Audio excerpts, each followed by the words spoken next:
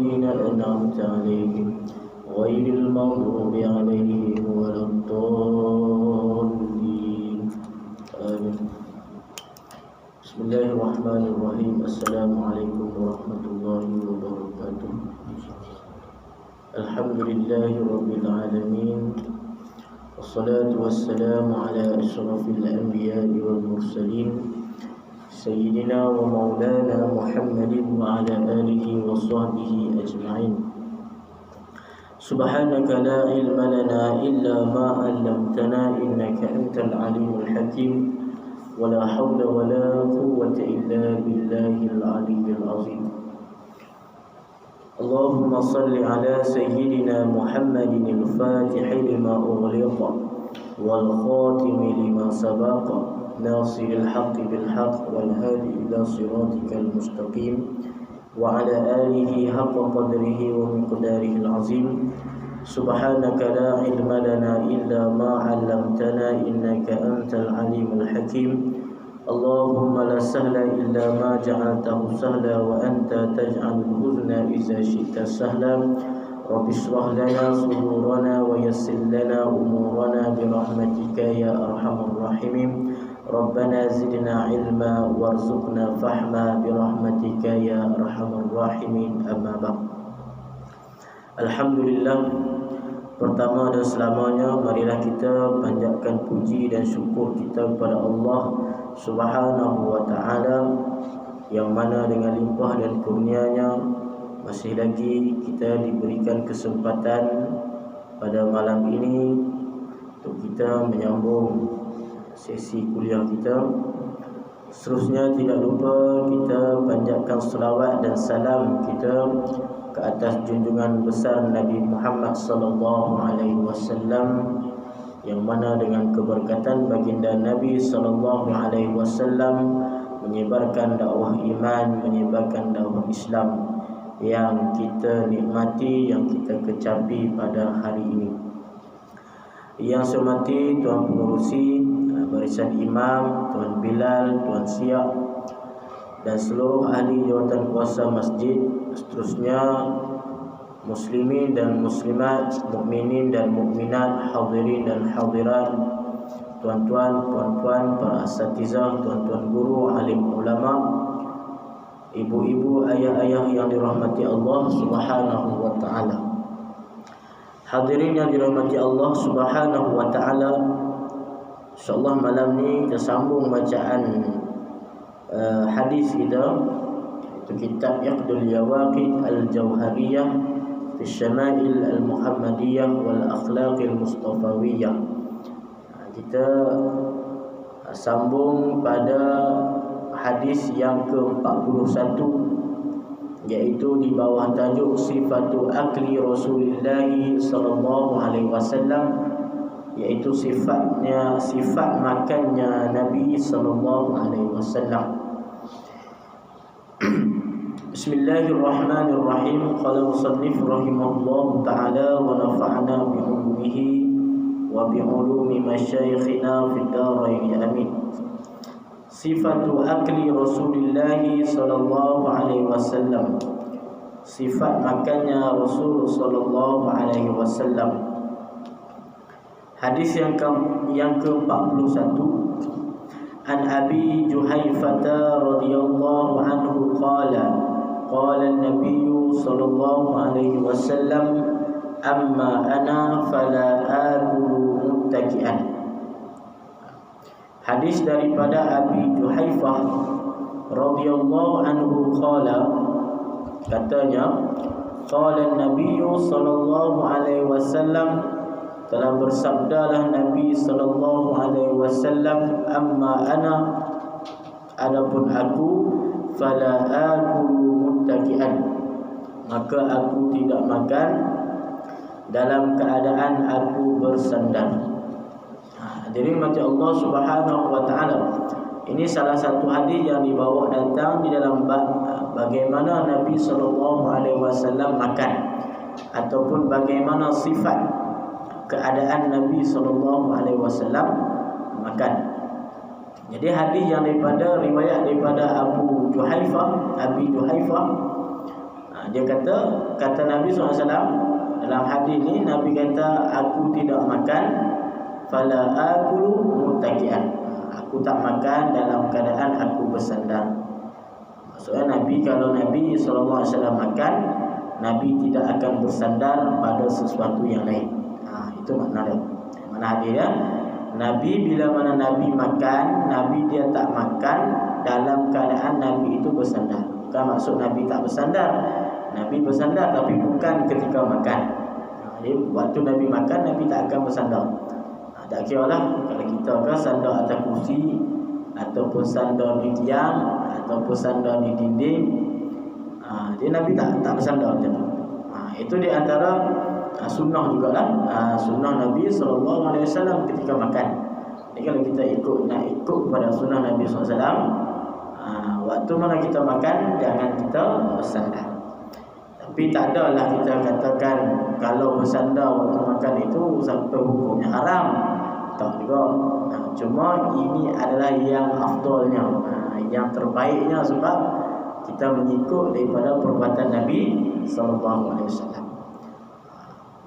Tapi kalau kita bersandar, tak ada masalah lah. Cuma tak adalah sampai haram. Tak ada sampai haram. Cuma itu menyalahi daripada apa? Sunnah Nabi SAW. Nabi makan tidak dalam keadaan bersandar. Baik, itu hadis yang pertama. Hadis yang kedua dalam bab ni, wa an ibni Ka'b bin Malik an abihi qala, daripada Ibnu Ka'b bin Malik, daripada ayahnya, dia berkata, kana Rasulullah sallallahu alaihi wasallam ya'kulu bi asabihi thalathi wa yal'aquhunna. Adalah Rasul sallallahu alaihi wasallam makan dengan jari-jari baginda yang 3, wa yal'aquhunna, dan baginda menjilat jari-jarinya tersebut. Ini salah satu juga daripada sunnah Nabi ketika makan. Jadi Nabi kalau makan dengan 3 jari. Ya'kulu bi asabihi thalath. Nabi makan dengan 3 jari. Jari mana yang Nabi makan? Yang pertama jari ibu. 3 jari itu jari ibu, ni jari dia. Kemudian jari telunjuk, yang ketiga jari tengah, jari hantu kita panggil. Orang Melayu panggil jari apa? Jari hantu lah. Ni jari apa, ibu jari. Kemudian ni jari telunjuk. Yang ketiga ni, yang tengah ni jari hantu, tu jari tengah. Jadi Nabi kalau makan 3 jari je Nabi pakai. 3 jari je. Kita boleh buat lah makan nasi. Susah kan? Kita nak faham, Nabi bukan makan nasi. Makan apa? Makan roti. Nabi, kebiasaan Nabi itulah makan roti. Janganlah makan nasi. Ada, tapi dalam hadiah ni nanti kita akan jumpa. Kebanyakan makanan Nabi itu adalah roti. Dibuat makanan Nabi daripada roti. Panggil khubzun. Roti Arab lah. Roti Nabi ni roti yang dibuat daripada gandum. Nanti depan ni kita akan jumpa dalam bab sifat roti Nabi. Bagaimana Nabi makan roti. Tapi roti Nabi itu bukan roti yang dibuat daripada gandum yang mahal tak. Nabi makan roti, tapi roti daripada gandum syair dia panggil. Syair ni gandum yang murah. Gandum murah tu kalau kita buat roti itu dia tak jadi lembut. Dia jadi keras lah roti. Gandum yang kasar lah. Itu nanti ada bab sifat roti Nabi sallallahu alaihi wasallam. Jadi sunnah Nabi kalau makan hanya pakai 3 jari sahaja. Kita kalau nak makan nasi susah sikit nak buat 3 jari tu. Kalau kita makan selain nasi boleh lah. Kita makan roti ke, ataupun makan kacang ke, makan buah ke, boleh juga nasi. Tapi kan, berapa lama nak habis tu kalau makan nasi sepinggan kan. 3 jari pakai. Biasa kita pakai berapa jari? 5 jari lah. Kita orang Melayu makan pakai tangan ni biasa. 5 jari ni ataupun 4 jari kecil ni tak. 4 jari ataupun 5 jari terus. Kan? Itu. Jadi Nabi makan pakai 3 jari. Kemudian wayal abuhunna, dan Nabi menjilat jari-jari tersebut. 3 jari tadi dah habis selesai makan, Nabi akan jilat. jari ibu ni, jari telunjuk dan jari tengah. Nabi akan jilat. Itu sunnah Nabi sallallahu alaihi wasallam. Jadi kita pun jilat juga nak ambil sunnah. Tapi jilat 3 ni lah dapat sunnah Nabi, sebab Nabi jilat tu 3 jari. Kita jilat semua. Ada orang jilat semua. Macam ni ambil sunnah. Yang tepatnya 3 saja. Walaupun kita tak makan 3 jari, tapi kita makan banyak jari, tapi kita nak ambil juga sunnah Nabi tu. Sebab Nabi jilat, kita jilat 3 cukup. Jari ibu ni, jari telunjuk, jari tengah, jari. Ini bukanlah jilat jari tu nampak kepada orang kata apa, pengotor, tak ada. Kan ada orang yang anggap jilat jari itu satu benda yang tak elok, ataupun benda yang kotor, mana kata. Tak, itulah sunnah Nabi sallallahu alaihi wasallam jilat. Jilat dengan sekadarnya ajalah. Bukan jilat sampai kalau jari tengah, jari ni jilat sampai bawah ni, taklah. Jilat sekadarnya lah di ujung ni. Itu sebab kita nak ikut sunnah Nabi sallallahu alaihi wasallam. Itu jadi Nabi, sifat makan Nabi iaitu Nabi makan menggunakan 3 jarinya ini, kemudian Nabi akan jilat jari-jarinya tersebut.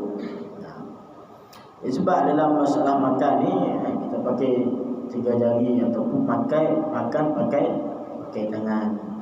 Tapi kita sekarang ada yang dah makan, kalau nasi kita makan pakai tangan lah kan.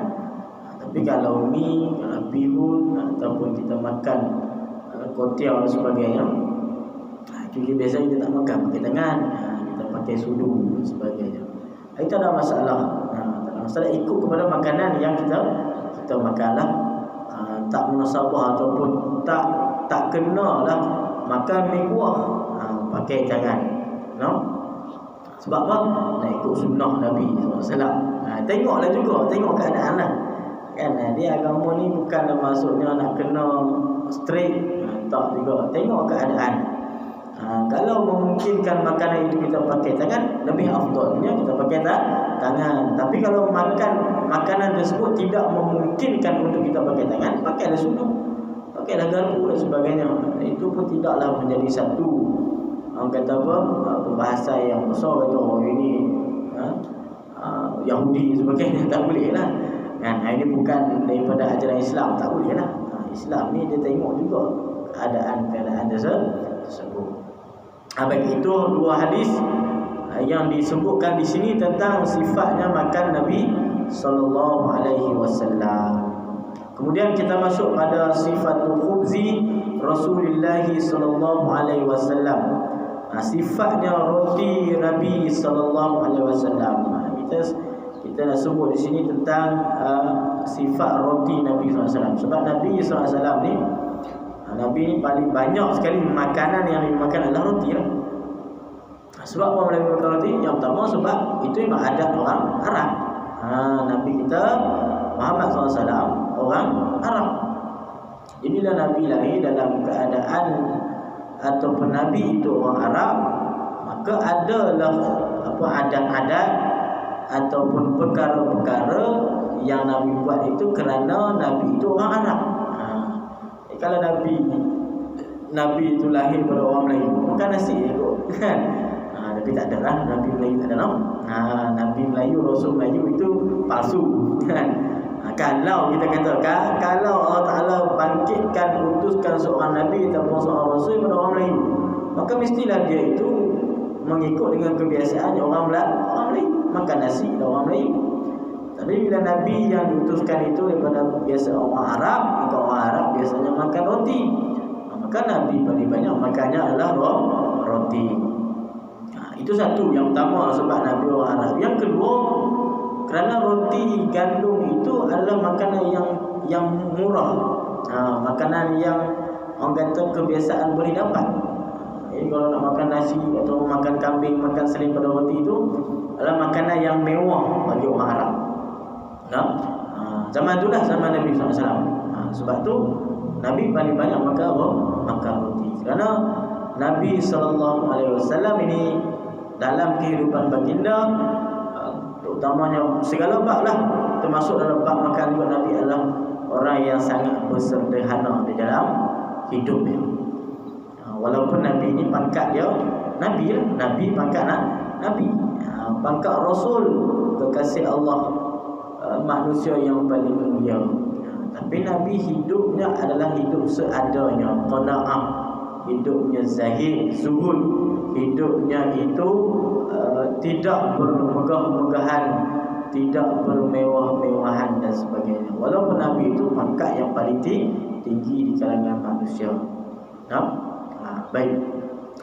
Ini kita baca hadis yang ke-43. Wa an Aisyah radhiyallahu anha qalat ma syabi'a alu Muhammadin sallallahu alaihi wasallam min khubz asy-sya'iri yawmayn mutatabi'ain hatta qubida Rasulullah sallallahu alaihi wasallam. Daripada Aisyah radhiyallahu anha qalat, bahwasanya Aisyah berkata, ma syabi'a alu Muhammadin sallallahu alaihi wasallam, tidak pernah kenyang keluarga Nabi Muhammad SAW min khubzis syair, daripada roti yang dibuat daripada gandum syair. Gandum syair ni gandum yang paling murah. Gandum syair ni gandum yang bila kita buat roti tu dia jadi kasar. Kan kalau kita pun kita beli roti, ada roti kalau yang mahal, roti tu lembut kan, makan saja pun sedap dah, roti Gardenia macam tu kan.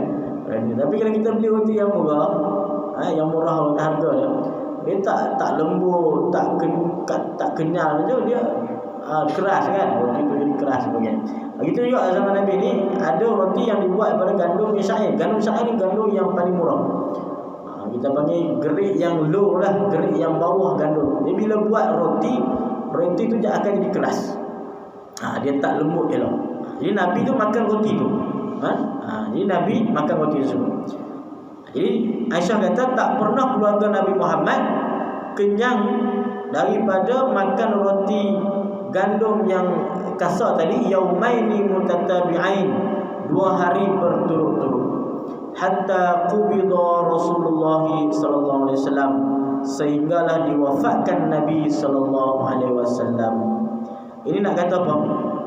Nak kata keluarga Nabi dan juga keluarga Nabi tak pernah makan dengan makanan yang kenyang 2 hari berturut-turut.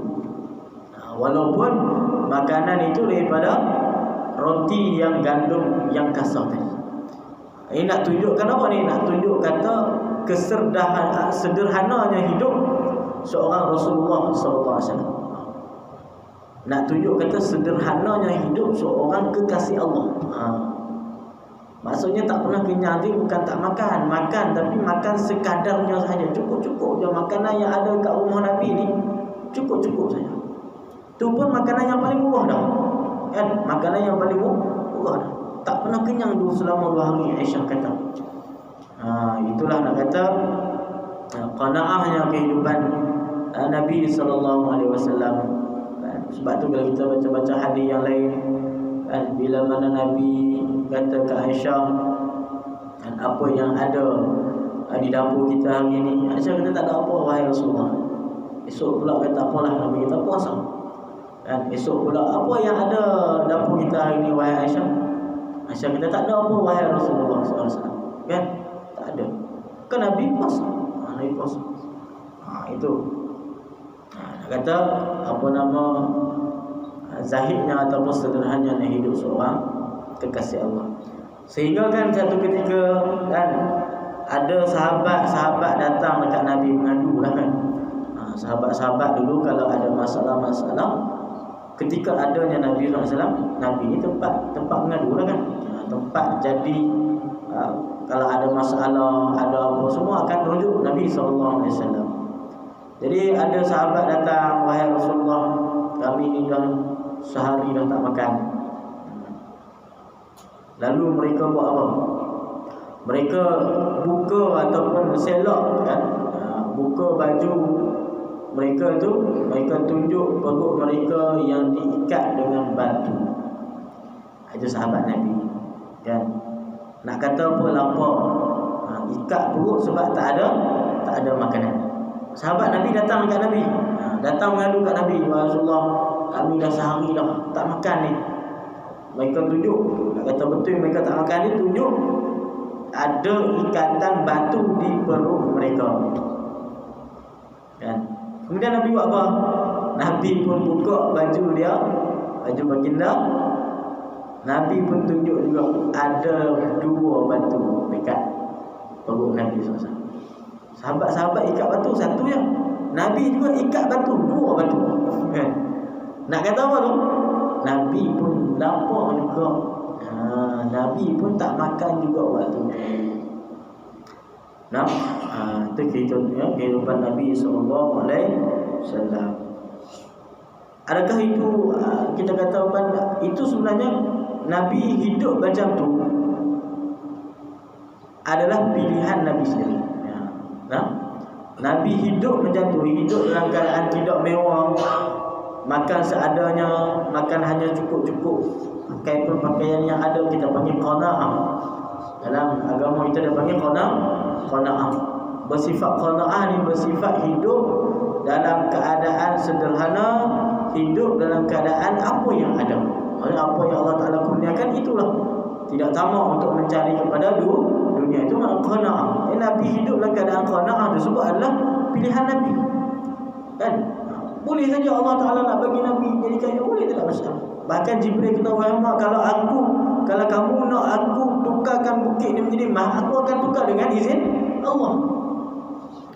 Nabi Jibril pun rasa kasihan, ataupun rasa kasihanlah tengok Nabi SAW, kan? Kamu ni Muhammad, makhluk yang paling mulia, kekasih Allah SWT, Rasulullah, tapi hidup macam ni.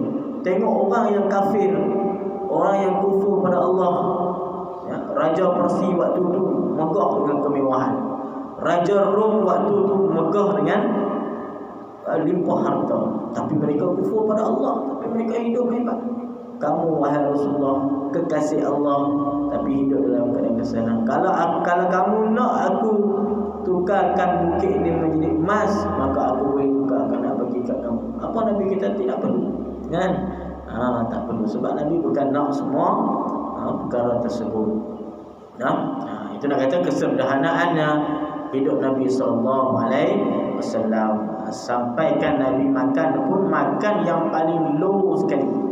Nabi tak makan mewah. Kalau Nabi makan mewah pun ada lah, hari Nabi makan kambing, makan ayam, makan yang hebat lah. Itu pun ketika mana Nabi pergi ke tempat jamuan lah. Biasa orang kita kenduri lah, ada kenduri, ada apa-apa, Nabi makan makanan yang mewah. Tapi kalau sehari-hari Nabi hanya makan perkara khubz syair saja, iaitu roti dibuat daripada gandum yang kasar. Tidak makan makanan mewah. Ini susah sikit lah kalau kita yang ikut dah, kan? Boleh kita nak buat. Tapi sekali-sekala kita nak rasa juga makanan sedap-sedap. Sebab Nabi makan bukan kerana nafsu. Nabi makan tu kerana apa? Untuk meneruskan kehidupan, meneruskan ibadahnya, nak buat ibadah kepada Allah SWT. Bukan makan kerana nafsu. Kita ni susah jugalah, kan? Sebab sekali-sekala pergi juga nak makan kambing goreng. Kita ni sekali-sekala pergi juga nak makan makanan yang sedap-sedap, nasi arak dan sebagainya. Tak ada masalah lah kalau kita makan pun, bukanlah dicela, tak ada masalah. Cuma nak cerita ini adalah kehidupan Rasul SAW.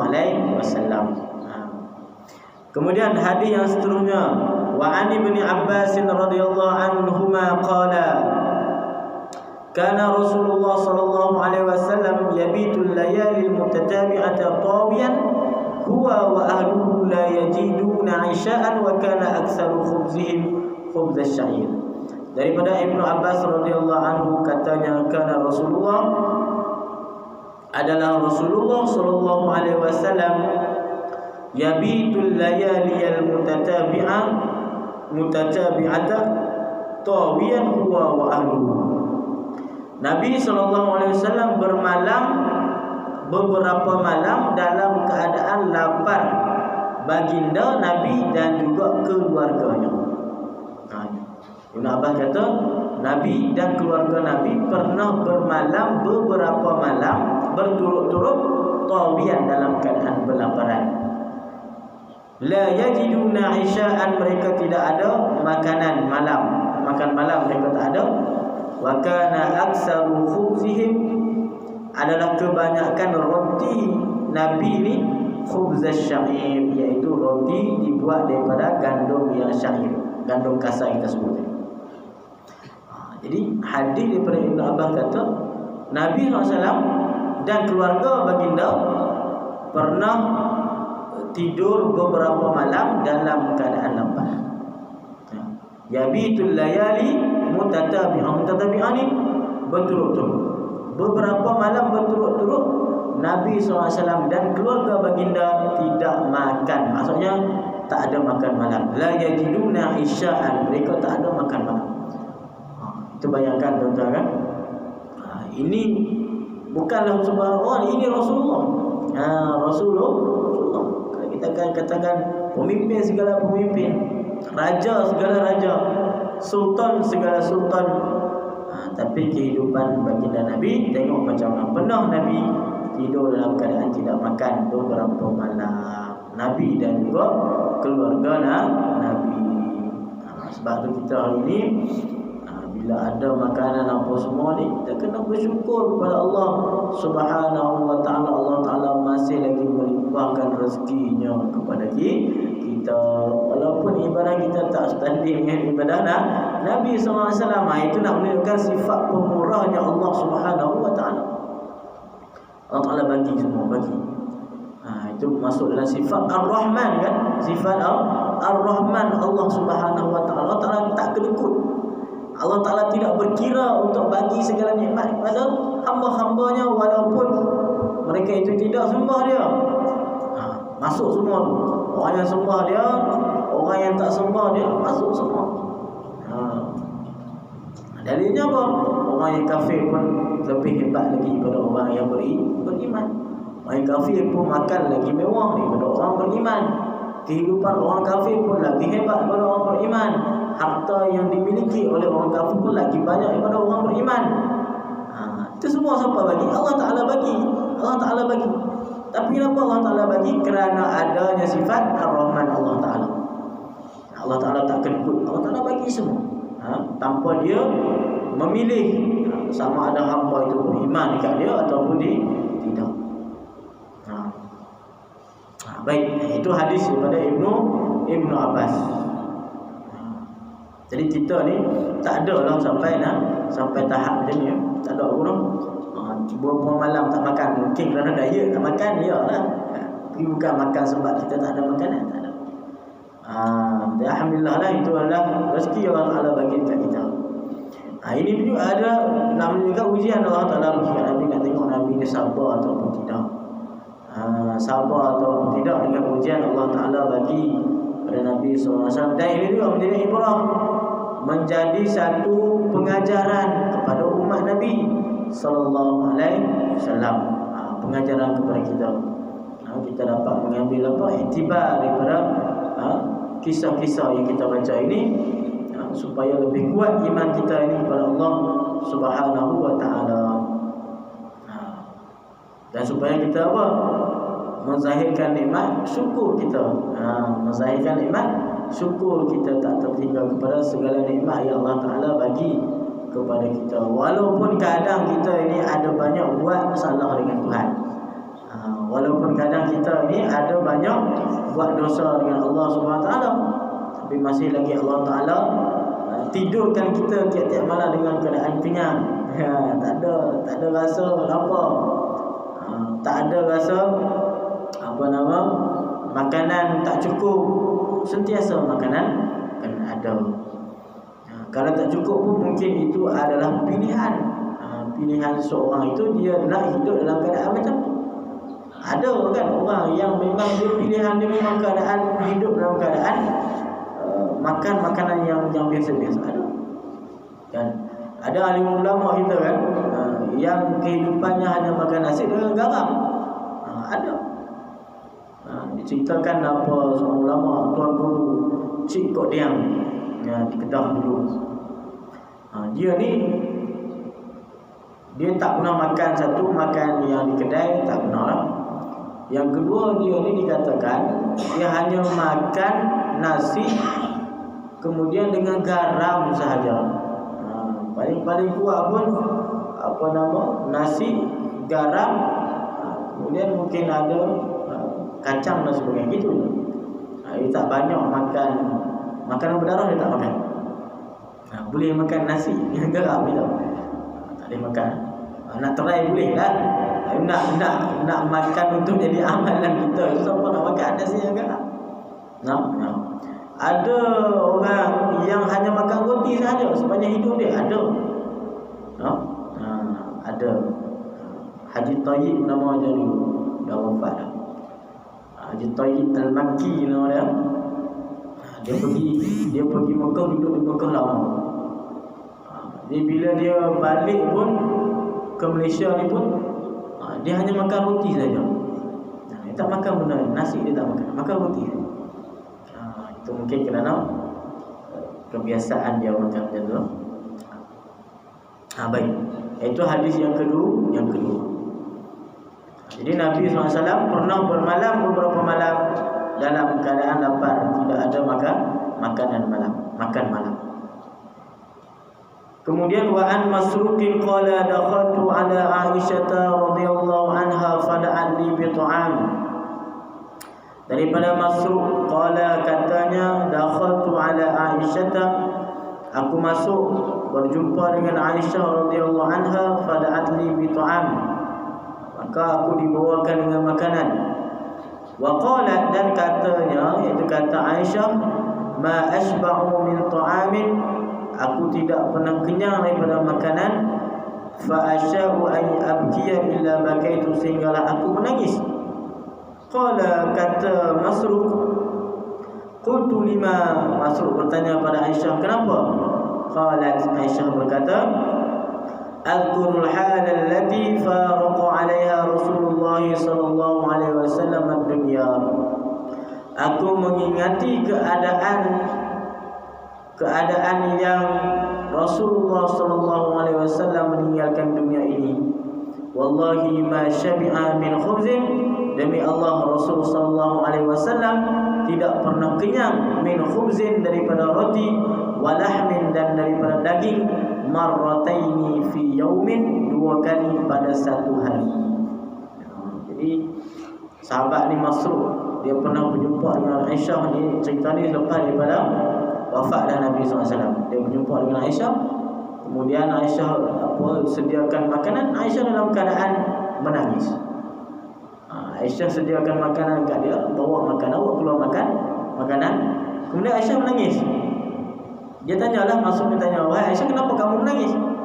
Aisyah kata apa? Aku mengingat keadaan-keadaan semasa Rasulullah hidup dulu.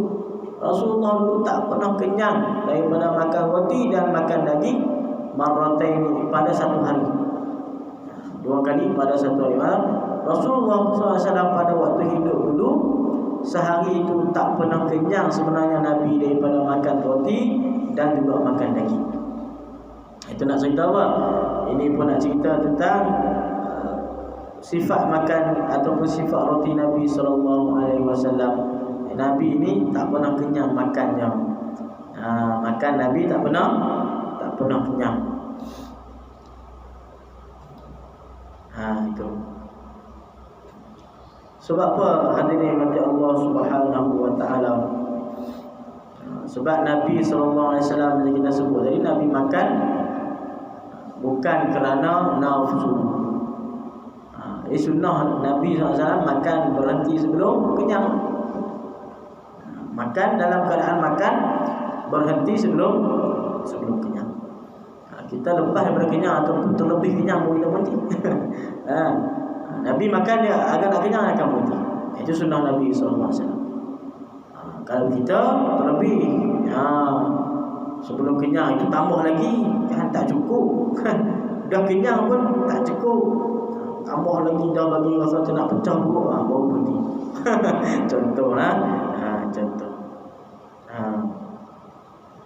Ini susah juga lah. Sebab tu nak jadi orang sufi, kena kurangkan makan. Jadi kita dah belajar dalam tasawuf kan. Salah satu cara ataupun orang nak suluk pada Allah SWT ni, kena kurangkan makan. Itu yang pertama. Nak jadi jalanan, nak duduk jalanan sufi ni, nak jadi orang sufi ni, yang pertama sekali kena kurangkan makan. Itu. Kalau kita masih belum untuk kurangkan makan, belum lagi kita boleh duduk di jalan sufi tersebut. Sebab apa tuan-tuan? Bila mana kita ni dalam kitab ta'lim ada juga disebut, orang yang banyak makan dia akan banyak balgham. Balgham dia apa ini apa? Apa kahak dan sebagainya. Banyak balgham. Bila kita banyak makan dia banyak balgham. Balgham yang duduk dalam hidung kita. Bila banyak balgham tu akan dia naik ke otak kita. Bila banyak balgham, seorang itu akan jadi malas. Malas untuk belajar, malas untuk beribadah dan sebagainya. Jadi bila malas, bila banyak makan, banyak malasnya. Memang itu terbukti. Kalau kita banyak makan, susah. Kita nak sembahyang susah. Kita nak beribadah kepada Allah pun susah. Memang orang yang terlalu banyak makan. Sebab tu dalam agama dicela sebenarnya orang yang terlalu banyak makan. Maksudnya bukan tak makan, dia makan terlebih. Terlebih makan. Dicela sebab itu adalah sifat yang tidak elok. Sifat yang tidak terpuji. Banyak makan, banyak balgham.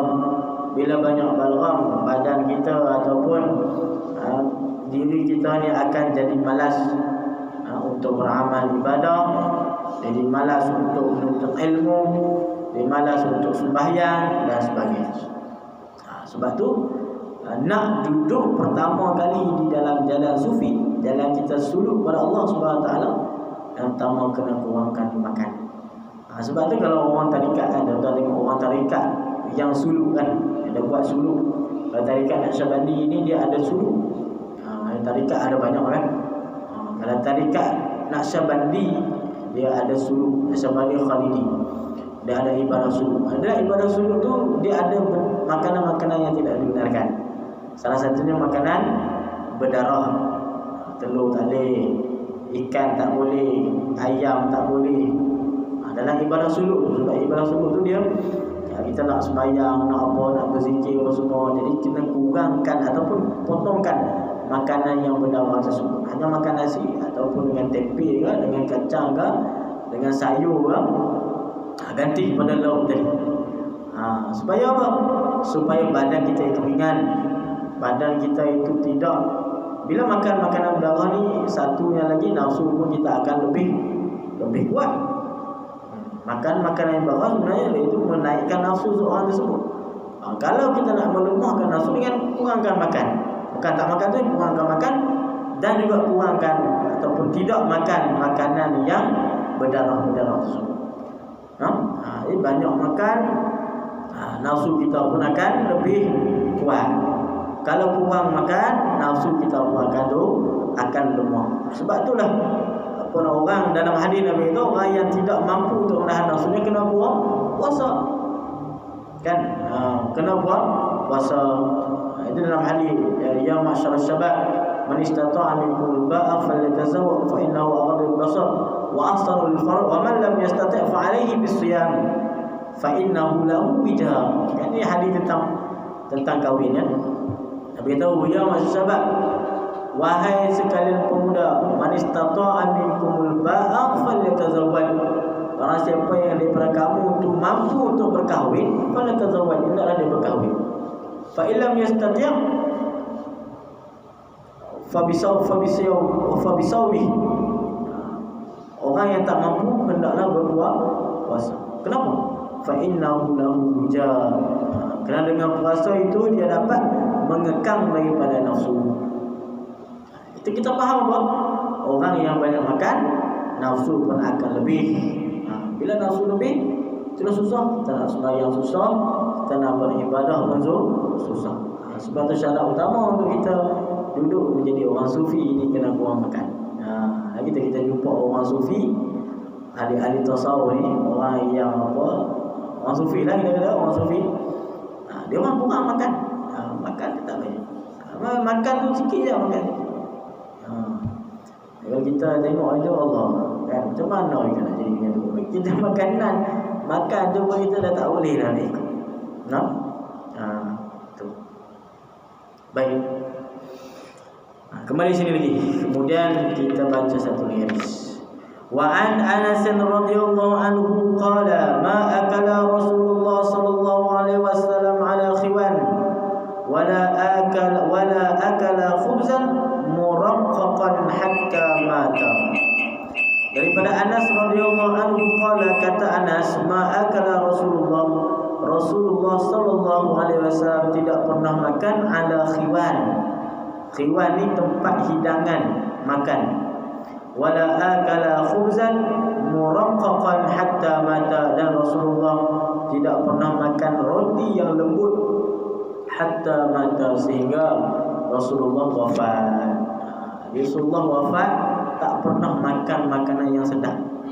Itu nak kata Rasulullah tak pernah makan roti yang lembut. Rasulullah makan roti yang biasa saja, roti yang syair, roti yang keras tadi. Rasulullah tak pernah makan roti yang paling grade, yang paling tinggi. Roti yang lembut tu Rasulullah tak pernah makan.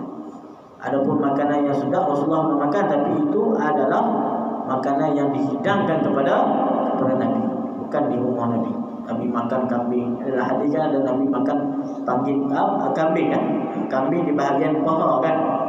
Rasulullah suka makan yang bahagian paha. Adalah ada Nabi pernah makan hidangan ayam, ada ayam.